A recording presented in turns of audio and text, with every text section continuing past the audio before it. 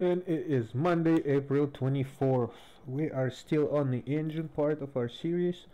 What else? I recently been asked to do a drag racing engine, or like a top speedster type of car, going very, very fast. And I think this would go nicely with our engine tuning and performance videos. So it lines up actually pretty perfectly with that video, which I haven't even showed you guys like the engine tuning techniques, but we might actually include both in this series. Anyway, let's skip down to business. Here I have a little profile sketched out for my own testing, which includes like some gauge readings, spoilers, downforce, drag, wheel selection, weight balance, wheelbase, fuel tank locations, frontal area, center of gravity, weights. We're gonna exclude all of that for now, all those magic values, because there's thousands of ways you could achieve trying to do something. I don't know if it makes any sense in grammar, trying to achieve when you try and make something. Anyway, you have your targets, your goals, how fast, how slow your car wants to be, and there's literally dozens of ways to achieve that feel. However, let me just delete all of this extra stuff and we will deal with it later. And we're just gonna stick basically to the engine for now, just the engine profile and the differential gear ratios in the garage right here, just our classic A1 type of edit plus garage. Let's see what kind of engine and how we could make and what kind of performance results we could achieve trying to push a stock CTS truck NASCAR chassis on stock tires, and then we will go from there. For now, let's just dial in some engine numbers. It's gonna be a fictional engine. I'm not gonna have any references to the real life engines. Besides, numbers are gonna be obviously reasonable. Then we will go from there. I'm gonna kill this segment at the moment right now, and I'll see you guys in the next one. Alright, in this segment, which is the second segment, I sketched out a little diagram to show you guys what would be the next step in making an engine and our approach for this drag racing week. Basically, we want to see how fast we can push the stock NASCAR 2003 trucks chassis with, depending on what kind of engine we're gonna run. We're gonna try to tune and modify our engine and see what kind of results we get, but we're not gonna mess with tires or chassis just for now. The next step would be to choose what kind of engine you're gonna run, and I think 500 cubic inch 8.2 liters is a good number, good even number to do testing, plus minus and stuff like that. Then you need to decide what kind of stroke this engine is going to have. Shorter stroke is good for RPM, longer stroke is good for torque. For now, we're gonna go for the higher revving engine, 3-inch stroke. Then that will give you cylinder displacement and a stroke. You could find your cylinder bore. You go to cubic inch displacement calculator, and the neat looking one doesn't work, so I have to use this one. But basically here, if you got 500 cubic inches, 3-inch stroke, you press calculate bore, you get a bore of 515 inches in diameter. Right here our bore is 515. Now you need to find piston area, the whole size of the piston. That is half the bore. If you divide 515 by 2, you get this number, 2575. You go to area of a circle, that's on Google, just paste in this number, you get an area of 20.83 square inch. That's a big ass piston, I'll tell you that. Right here, we're gonna run 8 cylinders with 1 intake valves. We're gonna mess with the intake valve sizes, we're gonna mess with the RPM range and with the max power, and definitely top speed and all that results that we're gonna get from it. Good point, good aim, we got square, good, even numbers. Now the next one I want to talk about is the torque curve, and on the torque curve we got our points. Our torque 1 is at 0 RPM, our initial start off torque.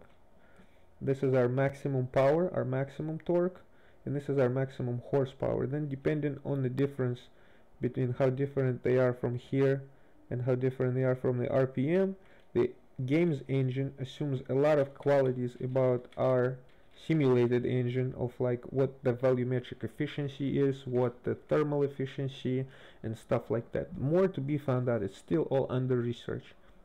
So that gives us the two lame straight lines, what I call them, the lame straight line approach. Right here and right here, this is our torque curve, but the real torque curve is curvy. So anyway, then we have the last line, which would be our top RPM, and we don't know where it's gonna land. This is where we're gonna need to test our engine and see, based on the difference from here to here and to here. The game engine is gonna give us the last line of how well it's breathing, how well it's performing. So it might go like this and go crazy, like you've seen in the previous videos, or it might line up somewhere realistically like that around 12,000. Maybe it's gonna fall off more like that. We're gonna run the numbers and see. So the numbers that we're gonna run is 100 psi for the first torque, very low, very easy number, 150 for the second, and 100 to come back again to the third. So it should be a big fall off. We shouldn't be revving too high on the top speed. That's just my predictions. I'm gonna make my first guesstimate that with this difference we should, and I've never ran a 500 cubic inch engine, so I really don't know. Wow, tough one. I'm just gonna go with 9,000 conventional. I have no idea how it's gonna perform, and this is our first test, you know, collapse. We're gonna get excited and see first performance. But before we do that, we need to dial in the numbers, and I already have them done. 100 torque 1, 5,000 psi. Oopsie. Get that one fixed. What else? 150, 7,000. I put the red numbers like where we did a lot of change, a lot of difference that we introduced.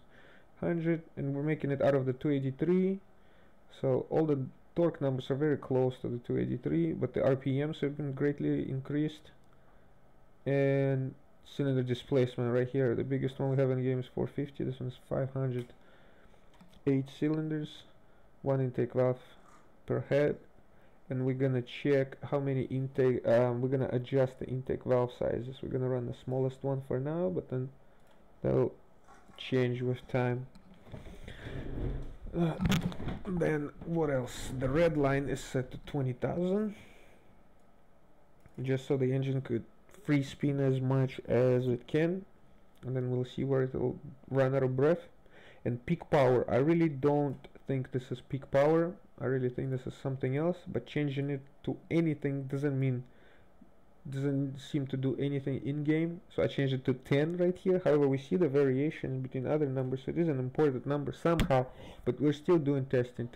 Changing it to 10, changing it to 10,000, 15,000, doesn't really matter. I have not seen any in-game differences introduced with that, but we'll test on that more. Then no oil and no water cooling. The reason I want to do that is I want to see how fast the engine is gonna overheat initially, and you know how much heat you're introducing. Then you just increase the numbers depending on how long you want your engine to leave.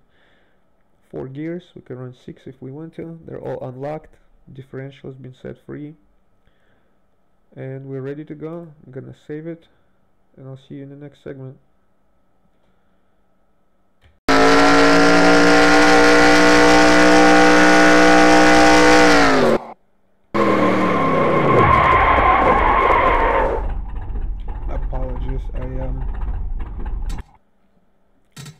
Messed up on something. Automatic shifting. No. Manual. Remember I told you we set the red line so the automatic wouldn't work? Okay. And we never tested it in neutral. That would be the first official step of testing, is to see how well it runs in neutral and what's our free spin. Yeah, there it goes. My estimate was pretty close. Almost 9,000 RPM, and we're not blowing up. We're not over revving like where we're flying out. Very strong, very nice, but it's not because of the PSI, but because of the cylinder displacement.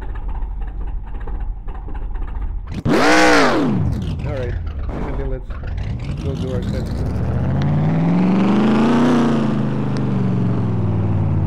And I'm doing it on keyboard for now. I do have a steering wheel, but it's unnecessary for now.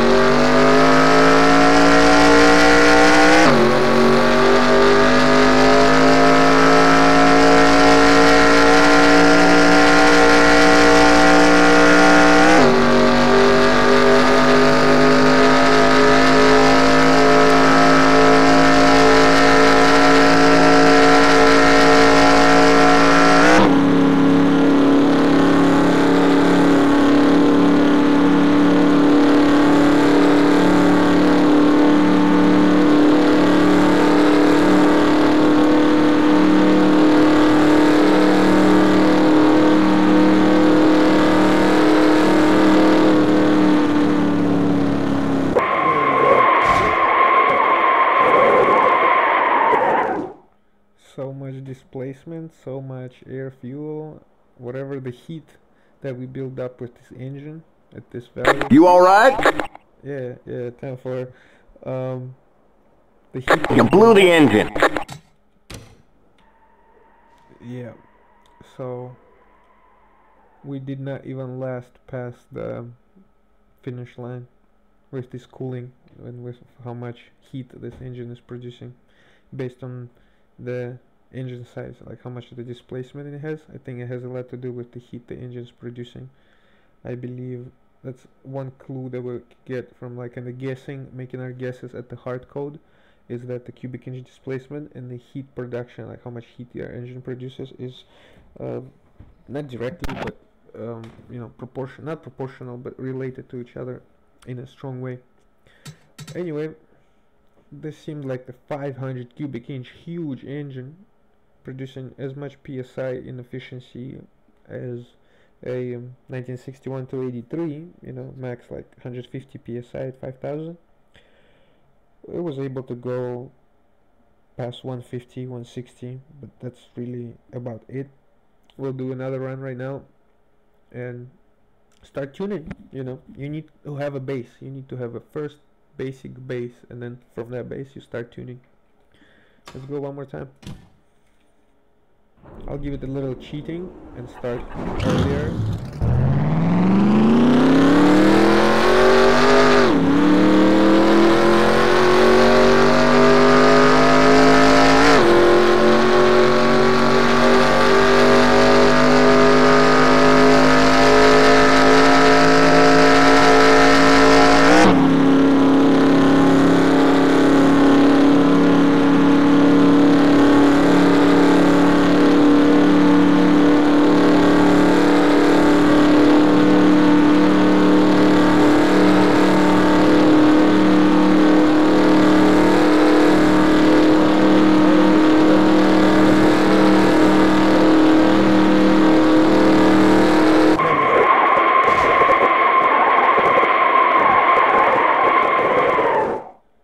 Violent. Anyway, so the aerodynamics take effect at, you know, past 100. We're at 160, and air and aerodynamics are slowing us down.